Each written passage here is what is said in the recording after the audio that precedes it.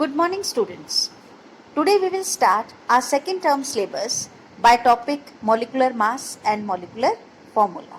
Children, what is molecular mass? Official definition I am giving you.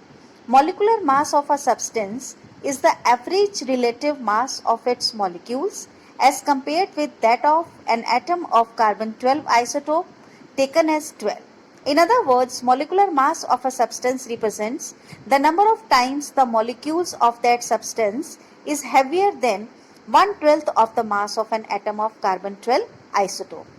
And in easy language, we can say that molecular mass of a molecule of a substance can be calculated by adding atomic masses of all the atoms present in one molecule of a substance. For example, children, H2.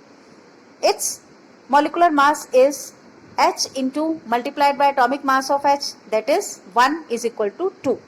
For example, molecular mass of CO2, then we multiply carbon atomic mass is 12 by 1 and oxygen atomic mass 16 into 2, and total it will give 44. Children, now I give you some more examples like to calculate molecular mass of aluminium sulfate. Here I am showing you this formula right now. Aluminium sulfate, copper sulfate, 5 molecules of water in it. Now you see here molecular mass of aluminium sulfate, example number 2 which I have shown here. Here you will find out aluminium atoms as 2, sulfur atoms as 3 and oxygen 4 into multiply by 3, that is 12. So we will multiply their atomic mass with their number of atoms. Aluminium atomic mass 27 multiply by 2 plus sulfur atomic mass 32 multiply by 3 plus oxygen atomic mass 16 multiply by 12. And children, all this if we will calculate, that will give you 342, and this is the molecular mass of aluminium sulfate. Similarly, we can calculate atomic masses.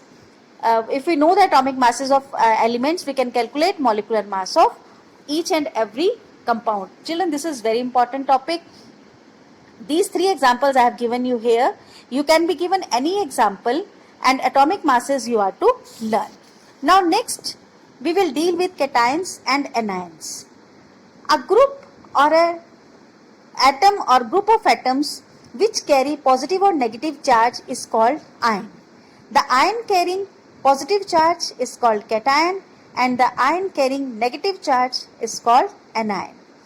Children, this cations and anions, I will be showing you right now a table, and you are to learn this table, all the ions given in this table, right? So this you see common cations. Here you have seen monovalent cations, valency 1, like hydrogen, sodium, potassium, silver, all these are monovalent, having charge +1. Divalent with valency 2, like magnesium, calcium, barium, all these elements are having charge +2. Now see the trivalent cations like aluminium, chromium, iron, gold, they have charge +3. Children, for writing formula, this table is very important. And now you see anions. Similarly, the whole table you are to learn for writing chemical formula. Like cations, anions are also monovalent, divalent and trivalent. Monovalent are hydride, hydroxide, chloride and so on. Divalent are carbonate, sulfide, sulfate, sulfide, like this, these are having -2 charge. And trivalent anions are phosphate, borate and so on. So you are to again learn this table for writing chemical formula. Now we start how we write chemical formula of various compounds. Children, for writing a chemical formula, we are to follow certain rules. First of all, you should learn all the atomic symbols, because the formula which we have to write, you should know the atomic symbols and the charge they are carrying, that is the valency they contain. For example, I will give you here, we are to write molecular formula of water. We know water consists of hydrogen and oxygen, and valency, hydrogen is having 1 valency, oxygen is having valency 2. We crisscross the valency, and crisscross means we revert the valency. We write their valency on the top, and for formula we crisscross. एक की valency दूसरे के नीचे, right? Like oxygen के valency 2, वो hydrogen के नीचे, hydrogen की वैलेंसी 1, वो ऑक्सीजन के नीचे, and it will give you a formula of H2O. Similarly children, for formula of ammonia, NH3, for ammonia of calcium oxide. Now why I have written CaO? Because calcium is having +2 charge and oxygen is having -2, right? And if the charges are same, then they are not mentioned in the formula, because we take common factor and in formula they are not written.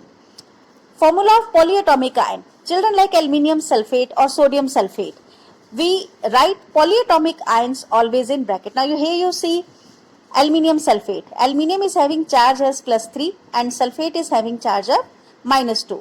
Now we crisscross. Please write SO4, that is sulfate ion, in bracket, otherwise you will get confused. Now the charge of sulfate -2 will come under aluminium and charge of aluminium 3 will come under sulfate SO4. So formula will become Al2SO4 3. And calcium hydroxide. Calcium +2 charge, hydroxide -1 charge, so it will become CaOH2. Please always mention polyatomic ions in bracket, otherwise their formula will become wrong. If you write Al2SO4 and then you write 3, it will become O43. It will not give you SO4 bracketed 3. So children, you are to be very careful by writing these formulas using polyatomic ions. So that's all for today. Have a good day. We'll continue the same topic.